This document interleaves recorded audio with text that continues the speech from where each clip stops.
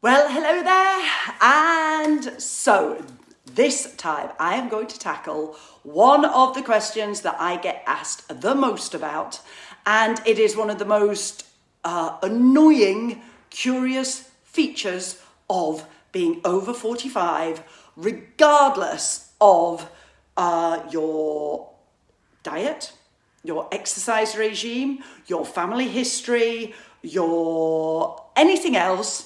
There is certain factors that we cannot change as females. So one of them is the fact that our estrogen levels are going to drop. And the other is that if we aren't aware of it and we don't do anything about it, we are going to lay down body fat round the bit in the middle. Yes, the spare tire, the whatever else you want to call it. This is the time of life when it is going to hit us, and it's going to hit us big style. So let me give you the reasons why it happens to start. First of all, over the age of 40, your muscles start to deplete. Unless you're doing a lot of rigorous weight training and resistance training, naturally, if you continue to do the same thing, your muscles will start to diminish. Now, your muscles are your fat burning machines. They are the furnaces of your body that allow you to eat and not put on weight. So as they disappear, if you eat the same amount, you're gonna put on weight. You're gonna put on body fat. So that's the first reason. The other reason why it goes around the middle is because of the hormone changes and the estrogen dropping. One of the really good sources of estrogen for your body, easily to get to, is the big, lovely fat cells that it can lay down easily around the middle that have got and actually can have a source of estrogen within them. So not all the fat cells on the body can produce estrogen, but those ones can. So that's why it's more likely to go round there than you might have always usually been a pear shape or an upside down pear or whatever. But at this time of life, that's going to head right there. So that is the reasoning for it. Now, how can we stop it? So also your body is also very, very intolerant. So back in the day, you might have been able to count points, have your have your treats, have your, what's the other thing that it's referred to as, a off-plan day. You might be able to just cut out carbs for a week. Just say the word diet back when you were in your 20s and something had moved somewhere. The scales would make you happier. But now, because that muscle is depleting, and muscle actually is, so this much muscle will weigh as much as this much fat.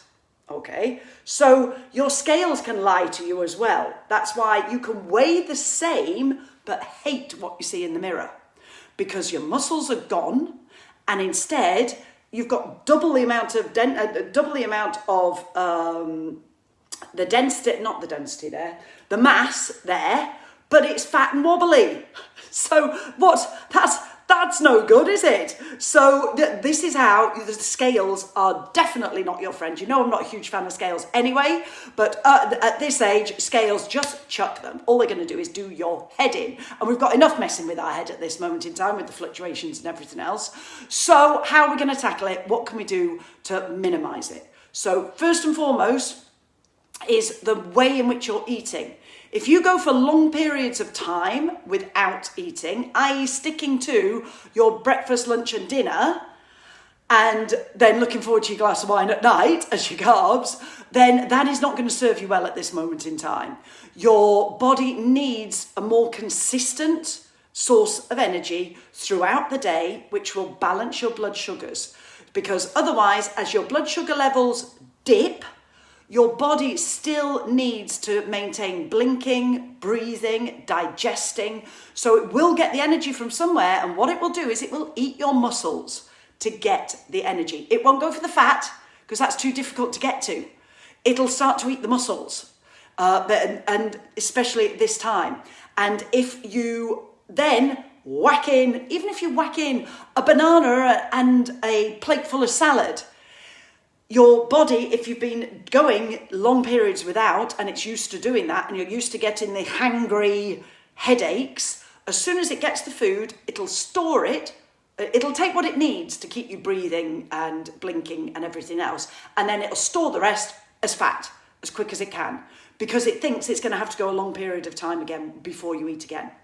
So what you've got to do is eat little and often, little and often, little and often. Proteins, fats and carbohydrates in each of your meals, little and often. And eat within an hour. It's quite simple, really. You've just got to get your head around it. And trust me, the benefits are that you don't have to be on a constant diet. There's nothing worse because you just get into the eating pattern. I'm never hungry. I'm never over full. My energy levels are generally high. I generally sleep well. And it's because I'm balanced all the time. My body is fueled. And hydrated. So also your body can't release body fat if you're dehydrated. It just makes it into wonderful cellulite, like extra lumpy cellulite. So there's good news for you as well. Have you got your glass of water in your hand yet? And so the exercise. You might have been a runner all of your life. And still, I know that, I've actually done personal training with marathon runners who have still been clocking up the miles every week and still got the belly round the middle. And that was because they weren't doing the strength training. They needed to do the resistance training. So like within Kate's Club, when we do, resistance training can be the squats using your body weight. It can be using bands. It can be using your body weight doing press-ups. It can be doing lunges. It can be, you don't have to be thinking gym and weights. Hand weights are very helpful. Even if you're just going for your walk with hand weights, go for your walk with a backpack on. Walk to the supermarket, get your shopping, put it in a backpack, walk back. Just the smallest amount of resistance can make a difference because it's going to make your muscles have to work harder. But if you can do squats, if you can get into a regime like Kate's Club of doing that little and often. So going to the gym 3 times a week for an hour and a half, again, it's not going to serve you because your muscles aren't going to be able to deal with that amount of workout.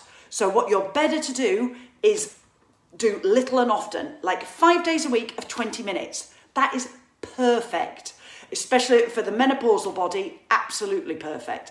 But really, anybody over 45, 5 times a week, 4 or 5 times a week, 20 minutes, make it happen, make it work, get your heart rate up, do some resistance. That keeps the muscles going. It keeps your metabolism high because your metabolism drops as the estrogen goes. That's what I really need you to understand, is that if you don't do anything about it, all you're going to do is feel more and more miserable because the weight will keep going on. You've got to address it with what you're eating and the exercise. That's the only way that you can really tackle this bit around the middle. But it doesn't take much. But honestly, for the way you'll feel, the benefits you'll feel, the empowerment that it gives you to know that you're in control of your body, it's not in control of you. If you can just try it, do bite-sized chunks. Try it for 1 week, then try it for 2 weeks. Once you've done a month of it and you're sleeping better and you're feeling better, you're just using your string, you've thrown away the scales. You don't need scales. Listen to the beginning of this video if you've just started tuning in, and just listen to the beginning of it and understand why you don't want the scales anymore. And so there we go. That is it. That is the bit in the middle. I'm sorry I can't give you a miracle. I'm sorry I can't tell you that you just need to do this for 2 weeks, it'll go away and never come back. There's lots of people out there who will take your money, give you supplements, take your money and tell you that that's the way it is. I'm not going to do that, ladies. I am not going to do that because I will forever be true to you, and I would never send you down that rabbit hole of anticipation, disappointment, which leads to more self-loathing, less body confidence, I will not do that to you, ever. I will keep it real. I will tell you the way it is. It's not always the way you want to hear it. You can't spot reduce. Some of you have done my belly blasting 7-day challenge, right? Even at the beginning of that, I say this is just to get you in the habit. You can do 1,000 sit-ups in a day. It's not going to get you a flat stomach. However, 20 minutes, 4 to 5 times a day, just look at what's on your plate, reduce the size of the plate. Easy, easy, easy choices, and you will feel the difference. On that note, I'm off to go and have my breakfast, actually, which is consisting of pancakes, banana pancakes. Take 1 banana, 2 eggs, mush it all together, fry it with a bit of coconut oil, frozen berries on the top. Yum! Job done. Keeps me going for another 3 hours before I eat again. And great. Oh, I'm so glad to hear that. I'm glad that has made sense. And well done, Alison, for accepting the challenge. Well done, girls. I'll see you all soon.